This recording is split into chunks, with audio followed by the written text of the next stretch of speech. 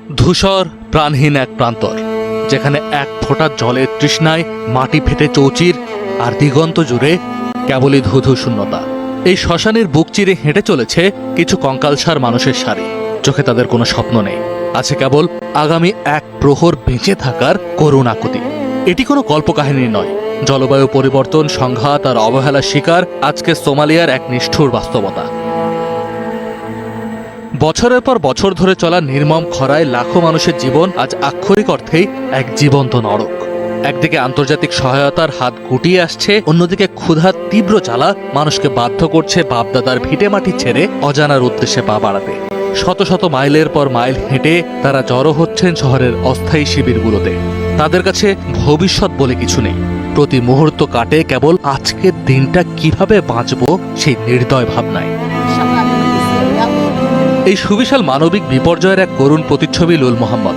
খরায় নিষ্ঠুর থাবায় যখন সব শেষ, তখন বাধ্য হয়ে মিডল জোব্বা অঞ্চলের সাকৌ থেকে বাইদোয়া শহরের দিকে পা বাড়ায় তার পরিবার। প্রায় ৩০০ কিলোমিটারের এই সুদীর্ঘ পথ তারা পাড়ি দিয়েছেন হেঁটে। টানা ২ সপ্তাহ প্রখর রোদে পুড়ে অভুক্ত অবস্থায় ধুলোমাখা পথে হেঁটেছেন তারা। লুল মোহাম্মদের হাহাকার যে কোনো পাষাণ হৃদয়কেও কাঁদাবে। আমরা খাদের কিনারায় দাঁড়িয়ে আছি, মুখে দেওয়ার মতো এক কোনা খাবারও নেই। এই কঠিন পথে কেবল খোদাই আমাদের বাঁচিয়ে রেখেছেন। বাইদোয়ায় পৌঁছানোর পরপরই তার স্বামী সন্তানদের মুখে একটু খাবার তুলে দেওয়ার আশায় পাগলের মতো ছুটে গেছেন। একই দীর্ঘশ্বাস হাবিব আদান নামের আর এক বাস্তুচ্যুত নারীর বুকেও।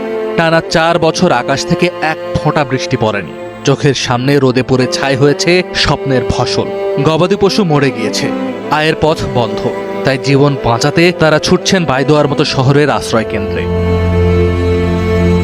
প্ল্যান ইন্টারন্যাশনালের তথ্য মতে বাইদোয়া শহরটি এখন প্রায় ১৬ লাখ মানুষের এক বিশাল শরণার্থী শিবির। কিন্তু সেখানেও নেই বিশুদ্ধ পানি।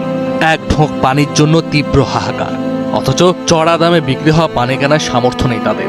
রিনা ঘেলানির ভাষায়, মানুষ যখন দেখেছে পানির শেষ বিন্দু আর খাবারের শেষ কণাটি ফুরিয়ে গেছে, কেবল তখনই তারা ঘর ছেড়েছে।